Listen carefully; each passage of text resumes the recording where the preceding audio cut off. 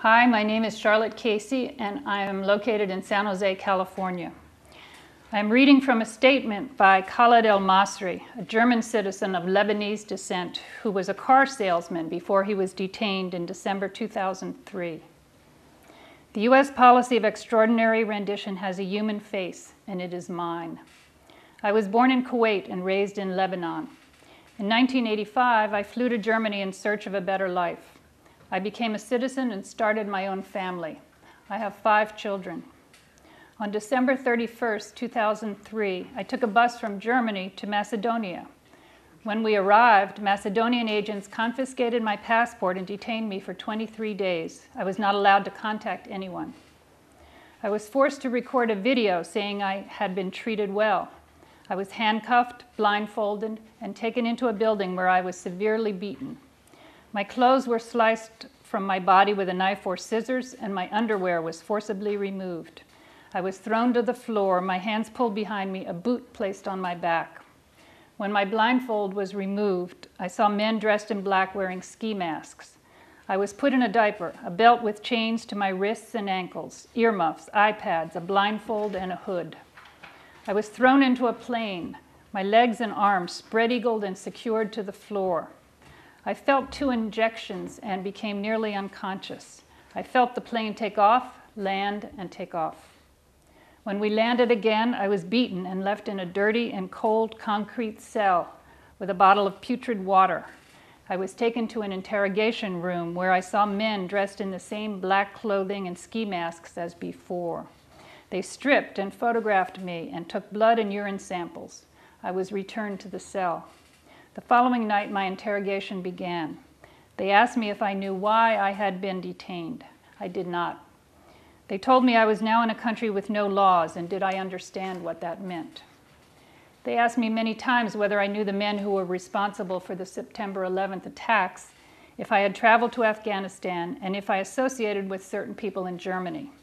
I told the truth, that I had never been in Afghanistan and had never been involved in any extremism. I asked repeatedly to meet with a representative of the German government or a lawyer or to be brought before a court. My requests were ignored. In desperation, I began a hunger strike. After 27 days without food, I was taken to meet with 2 Americans, the prison director and another man referred to as the boss. I pleaded with them to release me or bring me before a court, but the prison director replied that he could not release me without permission from Washington. He also said he believed I should not be detained in the prison. After 37 days without food, I was dragged to the interrogation room, where a feeding tube was forced through my nose into my stomach. I became extremely ill.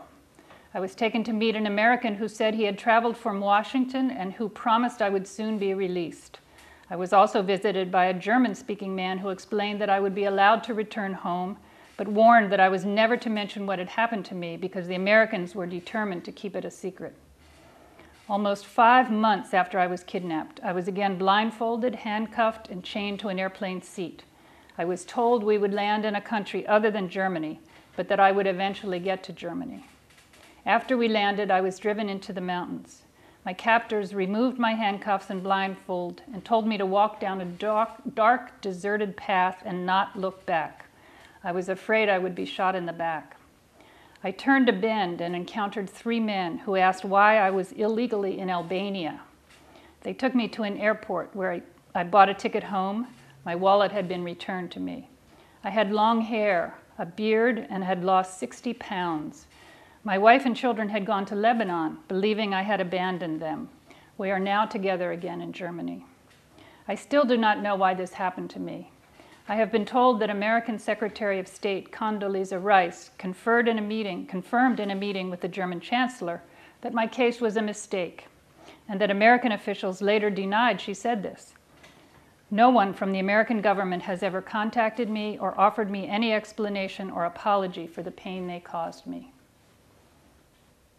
My name is Charlotte Casey. I'm at the San Jose Peace and Justice Center in San Jose, California. I'm here because I think that this is a good location for this project because we work very hard on behalf of people like Khaled el-Masri to make sure that they get justice. and that their cases and the people responsible for these terrible crimes are held accountable. That's all.